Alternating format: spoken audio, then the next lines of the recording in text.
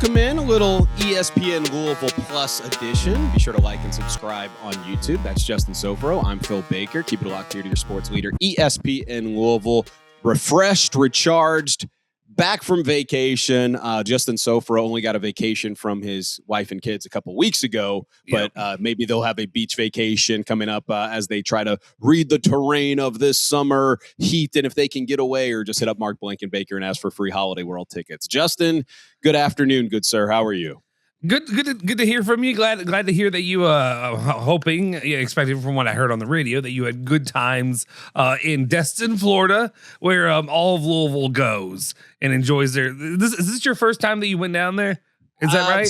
So no, I've been down in the past. So we stayed like in a more touristy part last time. This was like Oskaloosa Island, so it wasn't as like touristy as the other. But it was nice. I mean, like obviously you're just like a couple miles from the really touristy stuff. But yeah, I mean, as you know, with the littles, sometimes you need a vacation from the vacation. I had a wonderful time with them, but the fear level of them, just like you have your cell phone and keys in your pocket, and then my 2-year-old's just like trying to do like a cannonball into the deep end with like no floaties on, so you're just like having to throw everything on a lawn chair, pool chair, and you're just hoping for the best. But no, it was fun. It was a good time. It was just they move at a different pace, as you know, and it's your job to keep up with them and set the tone for your household. Phil, coming down at 4379680. Yeah, good luck with that. You're negotiating with terrorists when they see a pool or a beach and want to run straight toward it. Well, and that's what happened. Like, okay, so yeah, I didn't get a vacation. I didn't get a break. We're actually going to get one. My wife ended up talking to me, and we're going at the end of July. So I'll be going, or mid-July. I'll be taking my vacation. We are going down, basically where you were. We love. Okay. I say we. I love. I like to get comfortable with one spot. Like, you know what I mean? Like Italy's one. I'll go back to Italy all the time. My wife's like, well, let's go to Spain. Let's just go back to the same spot we went to. I'd rather go. I know the area. It's safe. It's comfortable. It's what I like. But when we go down to seaside area, and then also like Santa Rosa Beach, which is right near that area, is my favorite place. It's comfortable. It's whatever. But my wife and kids went down last week. And there was a story that they're like, I don't know if we should tell you, but Nello went into the water. He dived into the pool. He doesn't know how to swim yet. Luca does, but he doesn't. And it was like a solid 5 seconds before people realized what had happened. And he had to be rescued from that situation, which is terrifying to hear when when you're not there. Thousands of how many miles away, 9 hours away in Kentucky. So yeah, no, that's the look. I mean, we navigate these waters. It's what's those insurance commercials where it's like you're slowly becoming your parents. It's like I understand why when things like this happen. He's Justin Soforo. I'm Phil Baker. Be sure to like and subscribe on YouTube. Hoping some positive momentum on some video discussions this week throughout the week. So hoping to bring more some good news coming up here in the weeks. We've been teasing this for about a year and a half. So hopefully what's another 6 months after that. Like I said, like and subscribe on YouTube. Be sure to give him a follow on Twitter. He's Justin Soforo. I'm Phil __ Baker. Tons of things to get into since we had a little week off for this, but we wanted to revisit it. I know I got an email in my inbox about Pat Kelsey meeting with the media coming up on Monday. So hopefully I get to meet some of the new rosters of the team, get the proper pronunciation of the coaching staff and the new players as you try to get acclimated with who is a part of this new regime and roster and coaching staff, and try to build up the vocabulary and the syllabus, dare I say, before the beginning of the basketball season. So you have that. UK has a new athletic director. I want to dive into that as well. Josh Hurd met with members of the media and the U of L athletic board about the $30 million deficit, what that looks like. We can talk about the TBT. We can talk about who's going to make a bigger splash come up. But look, you're in the middle of June right now, and I don't think there's ever such thing as a sports radio fodder, but you just have to come up with new creative ways to try to talk about. It's the doldrums of summer now. We are finally in the doldrums of summer. I thank you, and I thank transfer portal season for kind of like keeping it at bay for a bit longer, giving us that extra month or so plus of content before we finally had to settle in to where we are right now, where it's just kind of that, if you're not on vacation, if you're not focused at work, whatever, there's not a lot to distract you unless you really are into baseball.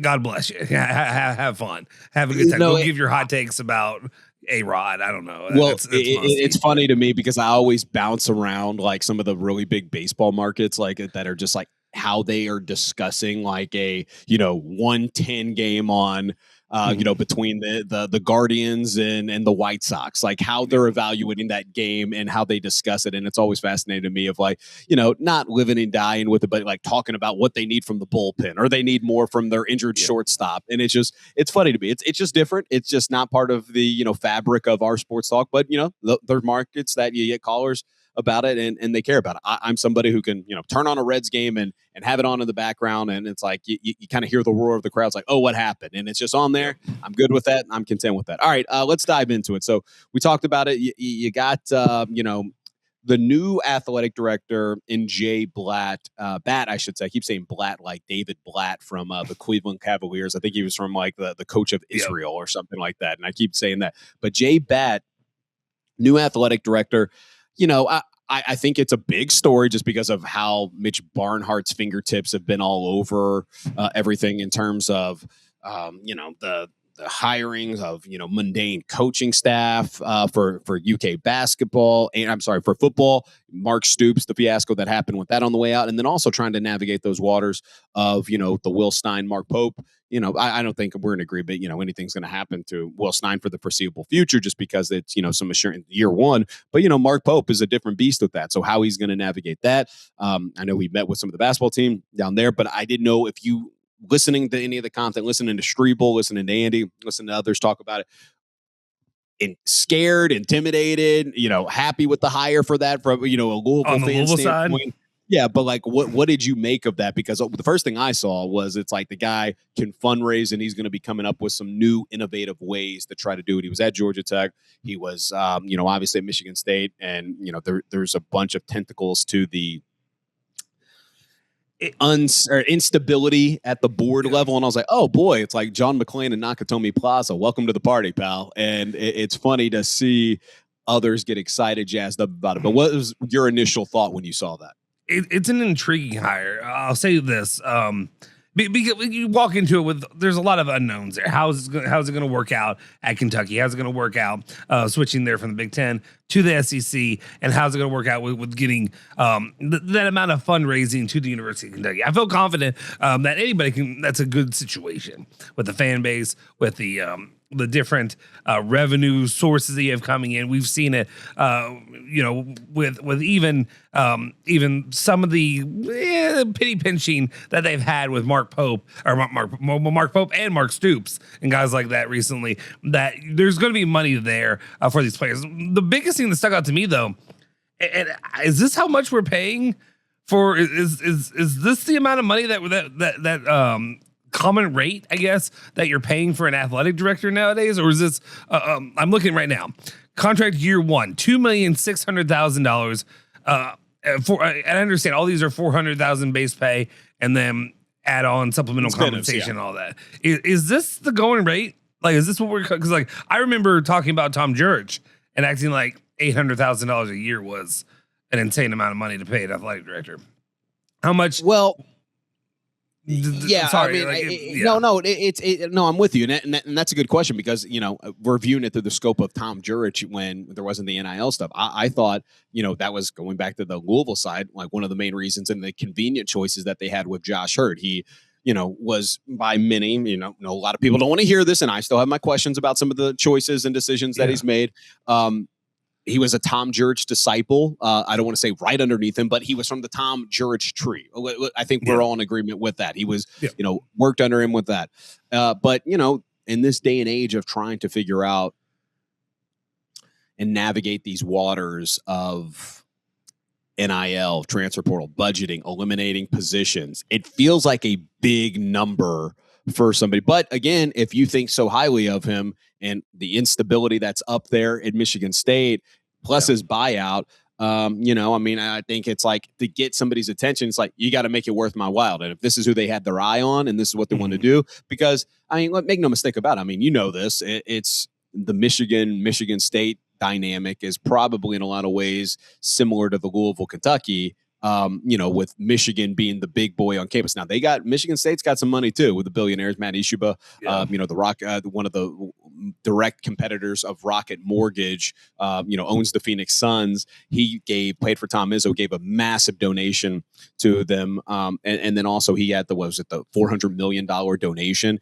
The first thing I thought of, I don't know if you remember this, and it was go to Michigan State's basketball page. It was like a family, I forget the name, but the way they were the first like sponsored basketball team name. Do you remember? It was like so-and-so family, Michigan State basketball, like just put sponsored family Michigan State.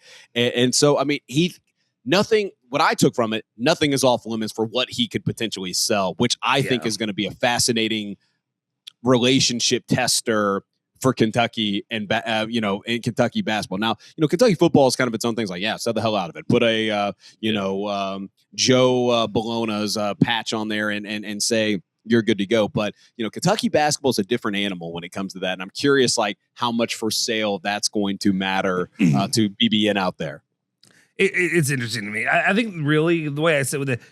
Yes, it's to me. I feel like it's a good hire. It's a good fit. It's a new way of kind of looking, especially when you go from the antiquated old. Everybody's hated on Mitch Barnhart for how long now, that you're actually going in a way that seems very I guess it's very different. I'll just use a simple word. Different than the way that he would operate and think. What I'm interested in seeing is how will it work out long term, especially with a football program that's going to be, regardless of how well they're recruiting right now. Kentucky's doing, and I've been one to give Will Stein his props. I'll give him plenty of. We'll see if he can keep those players long term. If it's not just they get their money and they get in as freshmen and then they get recruited away there in year 2 to go to better opportunities and better schools. But at the same time, to have a guy like him come in, bring in that kind of money, it at least from the Louisville side makes me a little bit more, concerned than it would be. Because I look at what Louisville did with hiring a bunch of guys internally, or not internally, but like in the family. You kept going. Right. You kept going to that kind of thing, and it was like, we would hype ourselves. We would talk up how great the Vince Tyree hire was, and then we saw kind of the fallout from that and the issues ongoing with Neely Bendapudi as well, and how she kind of overstepped there. So there's a lot of infighting with the University of Louisville between the athletics and the academic side. But at the same time, when it comes to Kentucky basketball, I'm interested to see how long of a leash he gives Mark Pope, or if he kind of strikes as soon as he can, as soon as he sees like the slightest hint of weakness in Mark Pope in the season. Right now, we talk about the roster he's putting together. We were laughing and making fun and doing all the looking down our nose at Kentucky basketball when it comes to recruiting.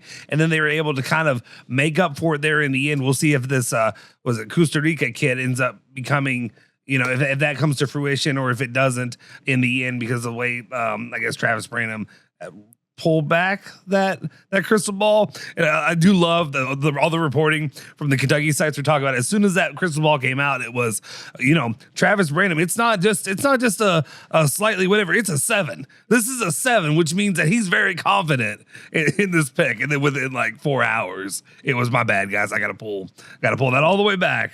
And the data changed is when Lachlan McLean infamously said, no, I think that's funny. No, but you bring up the point too about, the Kentucky basketball leash and what it's going to be there, because he made his introductory press conference, or his interviews that he did, was basically one of those things like, hey, look, I want to meet every person, around the state. And I don't think Mitch Barnhart, this isn't the dunk on Mitch Barnhart, but I mean, look, he'd been in that position for a really long time. He had his Rolodex of people that he called on.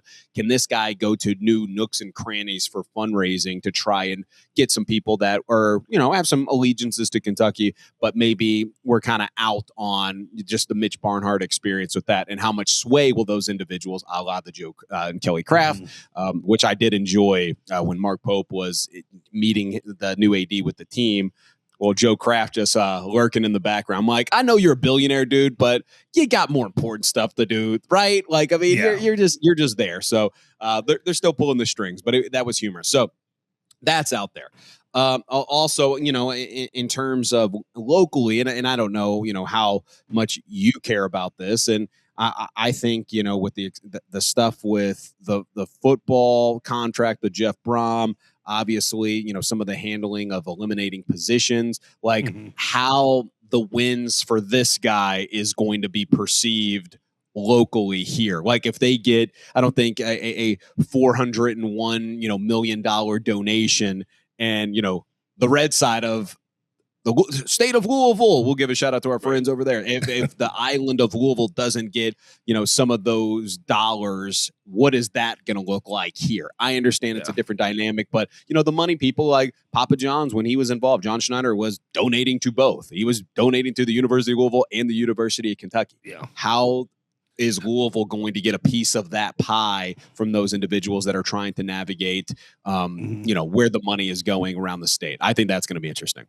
That is, I was sorry, while you were talking, I was trying to look up some information, just kind of more of the history of Batt and stuff that's kind of impressed me. I mean, as well, you go from, he was there as the deputy AD at Alabama during like the peak of Alabama football.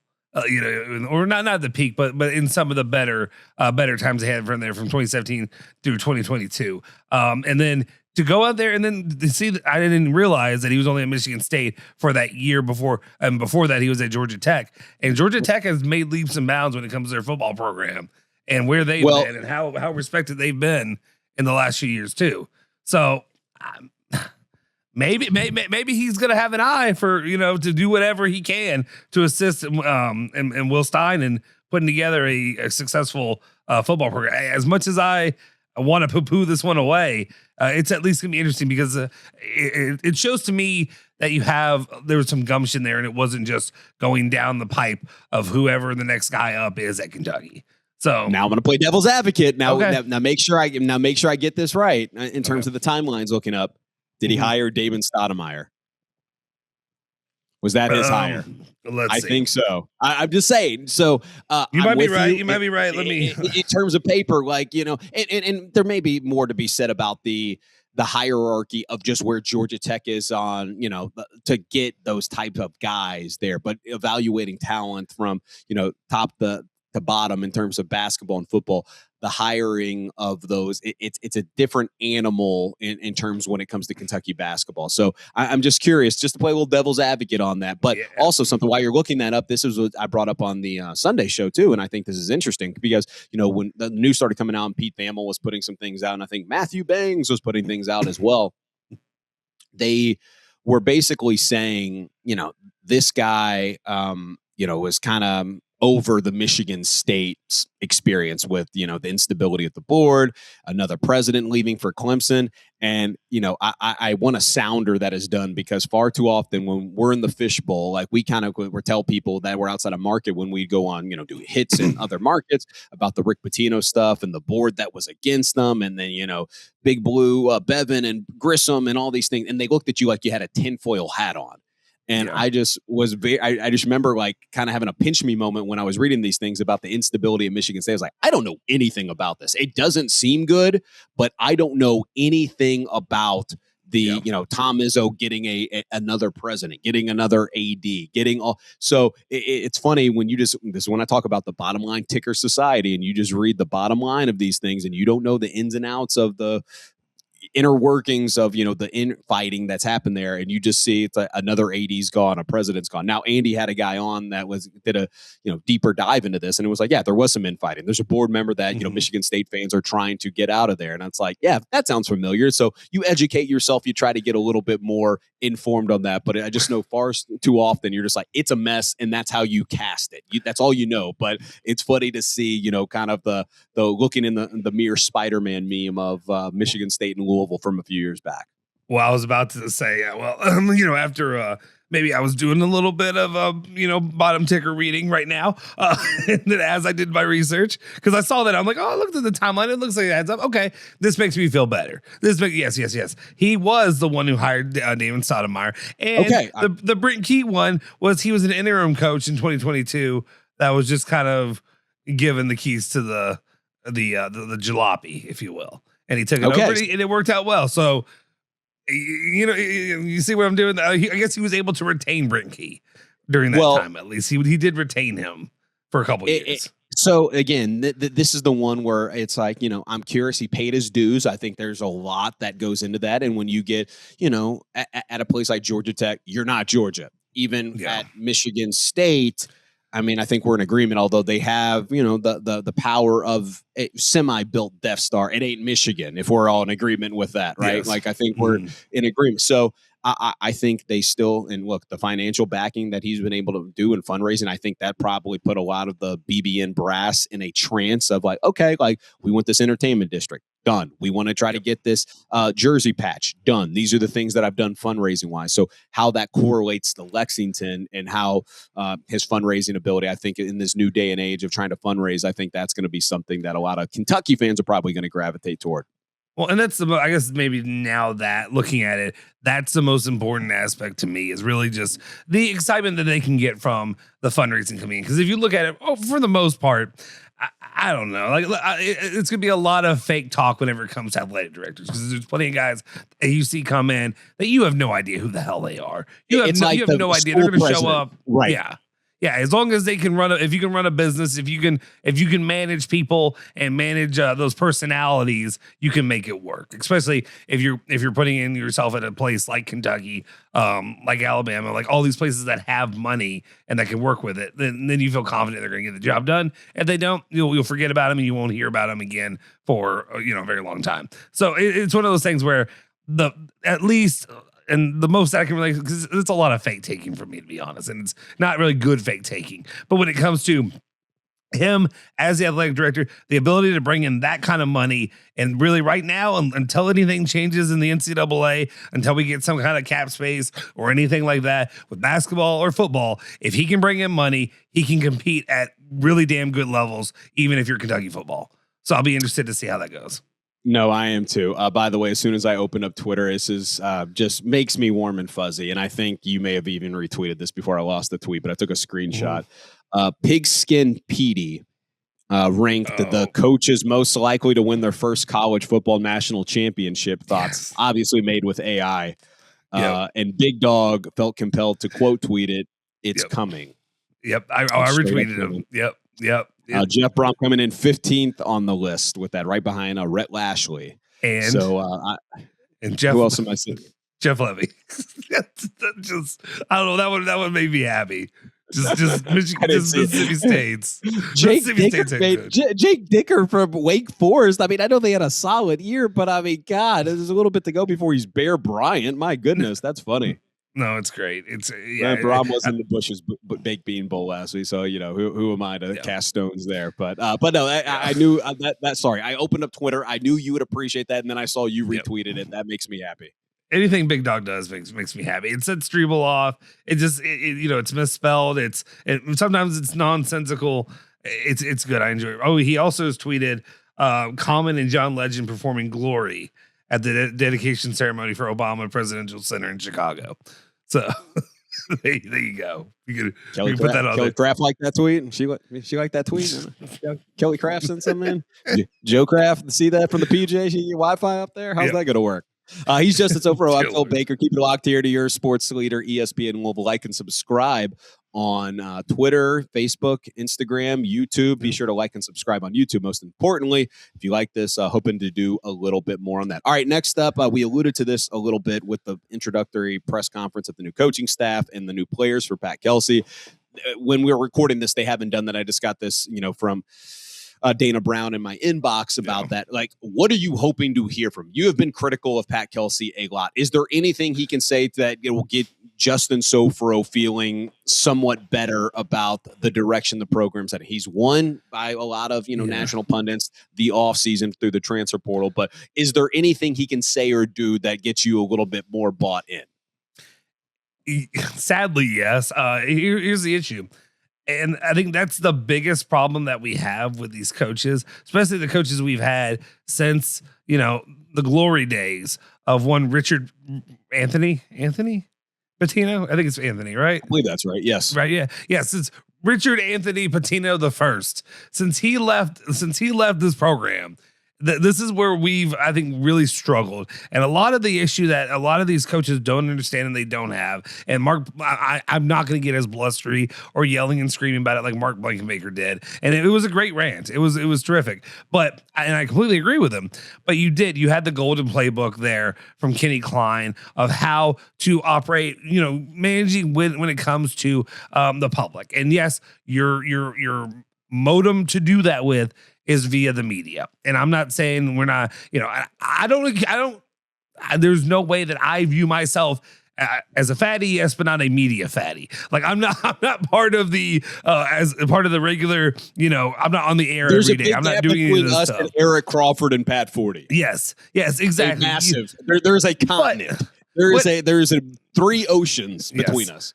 But at the same time, those are your medium for which to communicate with the fan base, to speak to them, to maybe change the way that they view you throughout a season, throughout an off season. I'll say this: Pat Kelsey did a hell of a job starting out the gate, going from the end of the season where I was pretty perturbed. I was annoyed with the way the team played, not matching up to the standard that is Louisville basketball when it comes to competing against programs. And yes, you beat a bum-ass South Florida team to get there into the second day of the first weekend, but then you bailed out against Michigan State. Maybe Jay Batt, he got him hyped up and ready for that one. Maybe that's what it was. But at the same time, shortly after that, the transfer portal season opens, and you hit a grand slam to start it off with getting Flory Badunga, getting Jackson Shellstat, adding some other nice pieces in there as well. And Louisville fans and myself even were kind of riding high, being like, here we go again. We're getting, they're landing the guys that they're going after. He is hitting. One thing that Pat Kelsey really seems to have done for a long time there, especially early on, was aiming at who he wants to get and locking them up quickly and then moving forward. Then John Blackwell happened. And then you got a couple of other nice pieces, but nothing ever really added up to what would have been if you landed John Blackwell, or at the very end, the biggest opportunity that the University of Louisville had in competing for getting the services of Milan Momcilovic. And the fact that they didn't do that at the end, put a little bit of it. It's not because he's going to Kentucky. It's just because you could have had the opportunity to really cement this program going into this new season with maybe he doesn't want those expectations as well. I imagine if you coach at the University of Louisville, you do, but having the expectations of this is a top 5 to 10 team with the likelihood or ability to dream about playing for a Final Four or to play for a national title instead. And sorry, I apologize. I'm kind of, I'm not trying to filibuster you. But at the same time now, it kind of ended with a little bit of a fart in the room. And it just kind of was like, okay, well, this is nice, but you farted in the elevator. Now it stinks a little bit. There's not a little bit, but in the reason I bring that back to the press conference, which I look forward to hearing what he has to say, is when Pat Kelsey talks, when he has the moment to speak with Louisville fans, it for the most part has always worked out pretty well. It's always made Louisville fans kind of fall back in love, become enamored again. We talk about when Pat Kelsey did that the TV show that I know people got mad at me because I made fun of. I made jokes that he did the SI stuff, the Made for March, and then you're 2 and done, and then like you were 1 and done last year, and it's like all the kind of buildup of that. But then Pat Kelsey has that whole speech where he's like fired up in the room talking about how I know the expectation. I understand, and I getting hyped, and I'm like, okay, this is my coach. That's my guy. And that's what you miss out on every time you don't have this kind of open forum with the public, with the press, with the fan base, is you don't give us a reason to fall back in love throughout this process. Yeah, no. That was well said. Isolate that and turn it to a reel. Damn it. I think one of the things about that, yes, you're right, because it goes back into people are like, who is this guy? He's like the 7th choice on the list of where Louisville fans wanted to be after all the perceived whiffs that were out there at the beginning when the coaching search was going on. And then he did the, what house is that one? Who's that? A Bentley? That's Cal over there. What about that one? And people got bought in immediately. And I think, there's a little showmanship that, gets people to buy in on that. I think when he does get in front of a camera or a microphone, he's really good. And a lot of people may perceive it as corny and everything, but, Louisville fans for the most part eat it up. So I'm in agreement with you on that. I want to see, expectations. I'm sure there'll be kind of a business component of it with, the report that came out from Eric Crawford about the $30 million deficit. He'll probably be asked about that and how much, pressure he probably feels, and, not just from the basketball standpoint, but the athletic department and the school. And I don't know what he can even say there, but I mean, there's got to be some warranted pressure for that because of the expectations. And we'll dive in. That'll be a good transition to the Eric Crawford piece, but I know you had something else real quick. Sorry. Yeah. But you don't take this job if you don't expect pressure. You just don't. Oh, absolutely. But I do you not think it's added more now with like the 30 million deficit? Like there's always pressure, make no mistake about it. But I mean, like now I feel like somebody from the arts and humanities that feels like their programs are being cut that were probably always there, but it just feels like this is more visible now with the 30 million deficit and other things being cut. It does. It has, but like Joe Blow doesn't give a shit. They don't. I'm with you. They don't care. You and I don't know about you, but like you tell me that number, it's different when that number's on my credit card statement, on my bank loan, on my mortgage or whatever. But it's not. To the rest of us, it's fantasy money. You just keep adding zeros, and it doesn't really mean anything in the end. Like, it just doesn't. And I'm so happy you said that because we text during the Sunday show occasionally, and I love Leo. He's one of my favorite people, but it's like he gets up in arms over this, and I'm like, Leo, like it's not affecting you. Like, okay, so in the grand scheme of things, like I went back to like when we were there, it's like they added a thing like a food fee for that you had to pay whether or not you lived on campus or not, or if you used it or not. 125, is that what it was? Yeah, exactly. Yeah. And it's like, you know what? We complained about it's like the college football stuff that's going on now. Are you still going to watch it? Yeah, I mean that's the end of the day. Like, and is there a little bit of magic missing from it that it used to have? I'll say that. I does feel a little bit. There is a little bit of the corporate, I guess, grime has gotten on some of these players. I can feel it. Like I can feel that it doesn't feel. Oh, the case in prior, him getting in a $200,000, and I'm just Mercedes with the smart, and then they redacted it on the Louisville SI. I think that did not sit well with me or other people that were out there. It's like, but really, it doesn't feel like Luke Whitehead. Like, I'm sorry, like, you know what I mean? It doesn't feel like it doesn't feel like baby. Taekwon Dean. It doesn't right. It doesn't feel. He's a great guy though. By the way, he lives he lives down the street from some of my friends over. Well, I'm not gonna say where he lives, but he's a good guy. He's always super. You should see if you can reenact you falling on your neck like he did at Freedom Hall, and see. It's like, hey, can I do that from a trampoline? And just like you're standing over me, making sure I'm okay. It's like it'll be great on my ESPN Louisville Plus set in my sex dungeon. It'd be hilarious until my fat ass is in a wheelchair and I got to take a hover around to get down these stairs into my sex dungeon. But anyway, overall, the thing to me though is just there's some of that magic that is missing that Jerry Smith had, that Edgar Sosa had, that all these players that like you grew up loving, even T Will to a point, and I'm sure T Will was getting something. Maybe not T Will. Don't go back to T Will. No, I love T Will. Look, I'm just saying. I just look. Yeah. Get out there, get out the Wayback Machine. When your boy was working at Finish Line, T-Will came in with, I mean, it had to be. Oh, yeah. See if you can isolate a wad of money that big. And, I mean, he just got Jordans, Timberland. I'm like, good for you, T-Will. Sure, I'll put my number on there so I can get the commission. You won't buy any shoe cleaner or socks so I can get the upsell and the commission on my next check. But I hope you enjoyed those defining moment Jordan 11s and those Timberlands right there. Was that a J-Mall? He came to J-Mall? Baby. J-Mall, baby.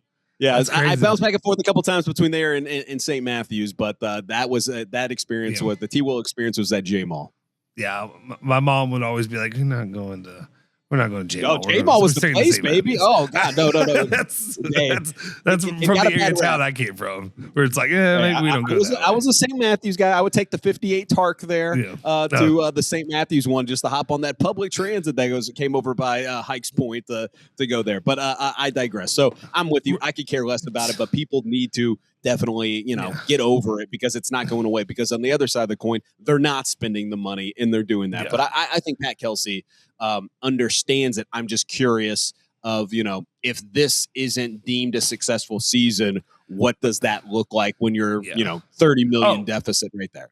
I think regardless of the money being spent, I think Louisville fans, I think it's definitely another thing that I can just point to and say at the end of the year. And when I'm going to be angry no matter what, if they're having another middling season, if it's another season that you don't beat any I hate quad 1A teams that you get one win, that you kind of struggle there to succeed in those kind of games, then yeah, I'm going to be upset no matter what. But it's at least going to be a point that I can go, hey, we spent this much money. This is proof that you are not going to be able to live up to what I'm expecting from a coach like a Rick Pitino, even a Chris Mack, who was able to go out there, and he's the last time that we've been able to beat any top 10 teams, any top whatever, right. Louisville's, regardless of what people think about him, he did have Louisville at number one in the nation at one point.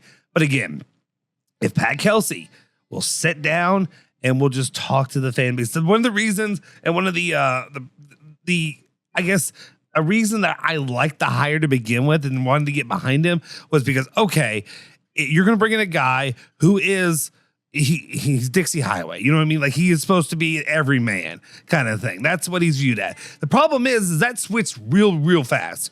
Really quick from being, I'm the everyman, I'm talking to you, I'm hopping on with Drew Diener on the Twitter spaces that we all got high on when we could have been used in EL Plus. But anyway, we hopped on these to talk with the fans and talk with the people, and then got into the role, and immediately it's like, hey, I'm everybody else. I'm Rick, I'm whatever, and I don't have that.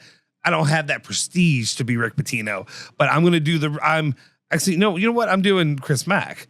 Is what I did. Not because Rick Pitino had it open. He had to open locker rooms. And it's funny because, but this is what's funny. You bring up a great point when it comes to that. Everything that you said in like being the common man, you could see him at 4th Street for Louisville Live, was used as a pro until it wasn't.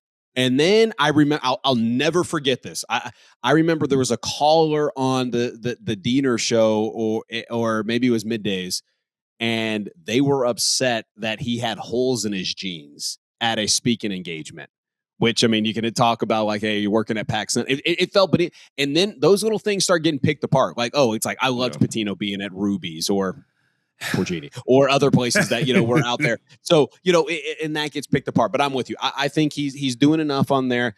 Having additional access, even if it's university produced, who cares? But people eat up. Ethan Moore was on this morning. Look, Will Hankey is an intern here this semester. They were discussing like breaking down that film out there. They're trying. It just needs to be a little bit more. But again, this goes away if they're winning. I wanted to get to this real quick before we wrap up too, because I know the Eric Crawford piece that was out there. We alluded to this. Louisville Athletics approves a $30 million deficit because standing still costs more. Good piece by EC on WDRB.com.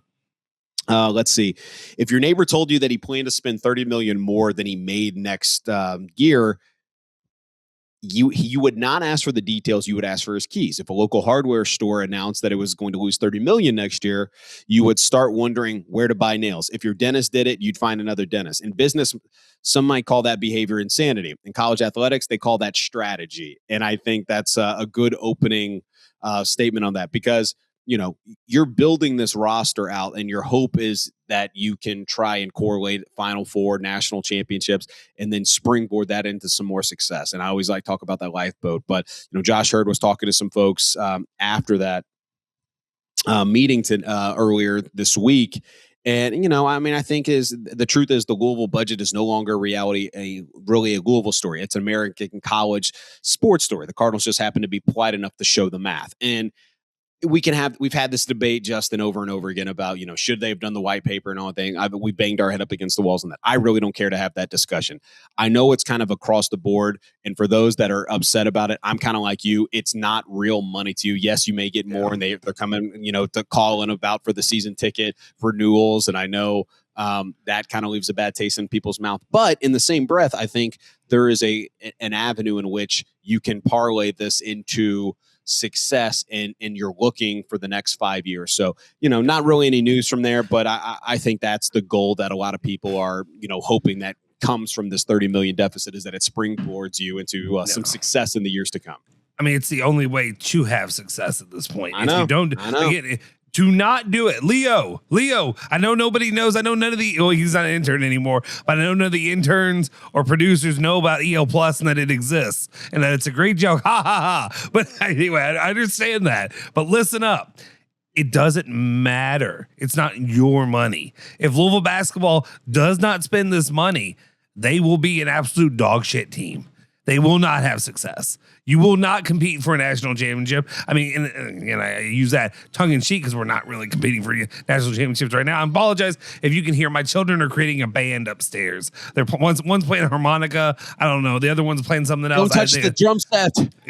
Yes. Actually, that we talked about getting Luca a drum set. He just started playing football. Yesterday was like his first practice, so we're getting him going on that. So we're gonna all the destructive, loud, obnoxious things are happening in my home. But anyway, as it stands right now, when it comes to Louisville basketball, because of the depths that they were willing to put themselves into to go through the Kenny Payne era, I'm not doing the whole Kenny Payne spiel again, but because of that, this is your only option.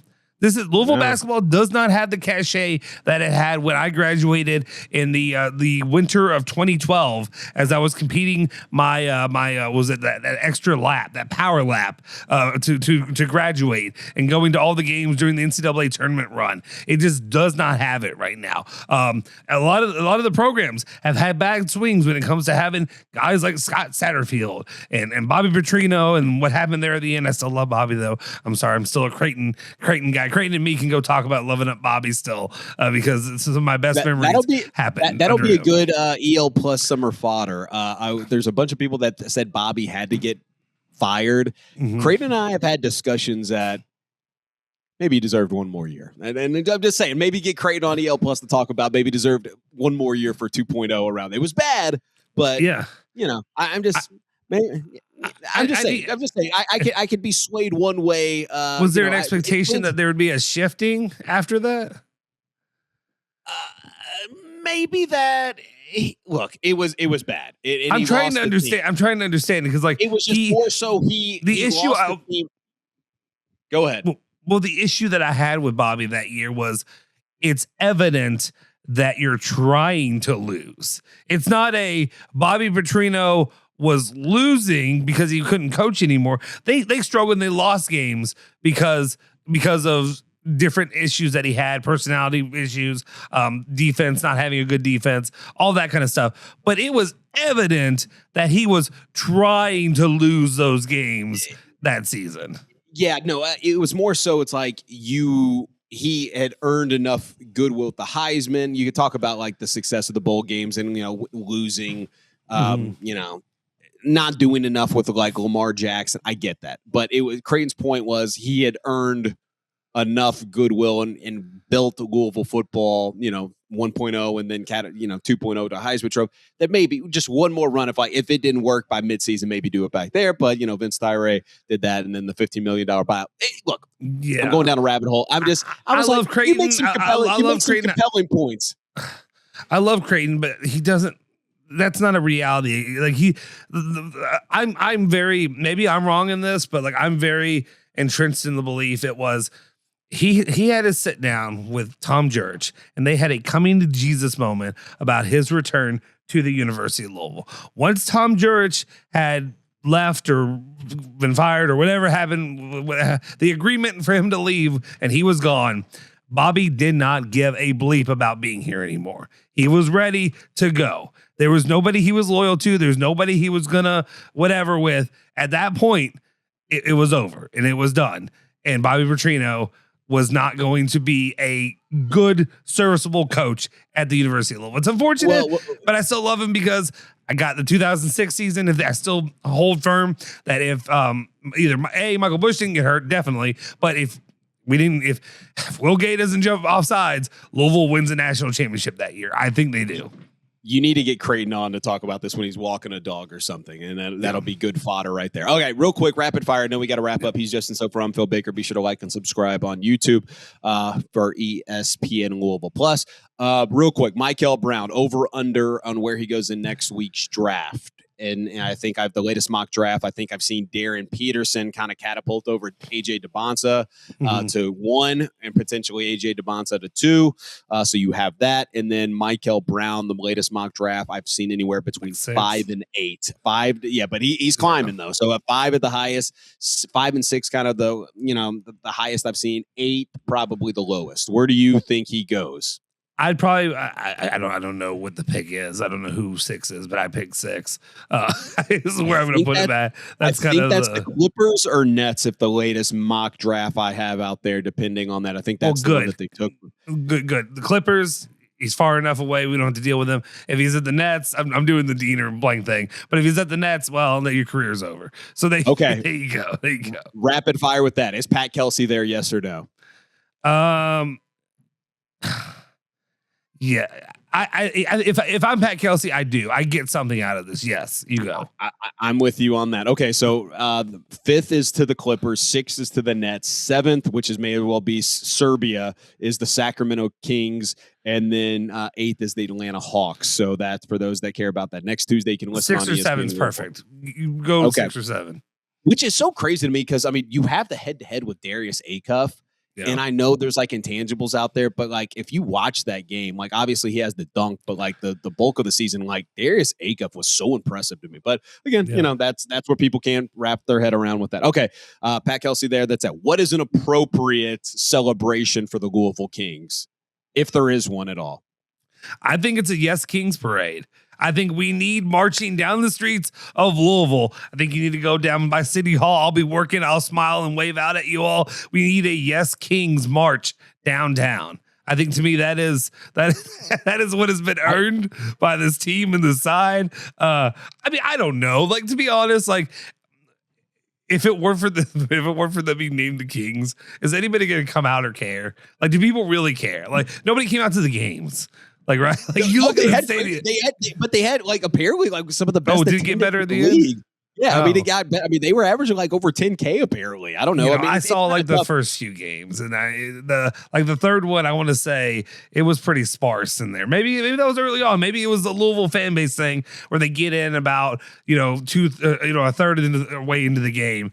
And then it fills up because everybody's drinking in the parking lot. This is what they need to do. I'm telling you, if I were the PR person there, if I can get in Chris Redmond's ear, this is what you do. And I think you will be in agreement with me on this. Okay. Those, and by the way, we need to go to the drawing board on the Pegasus Parade on Broadway. That talking about sparse. I mean, like around Derby time, that's terrible. It breaks my heart of how small that has become.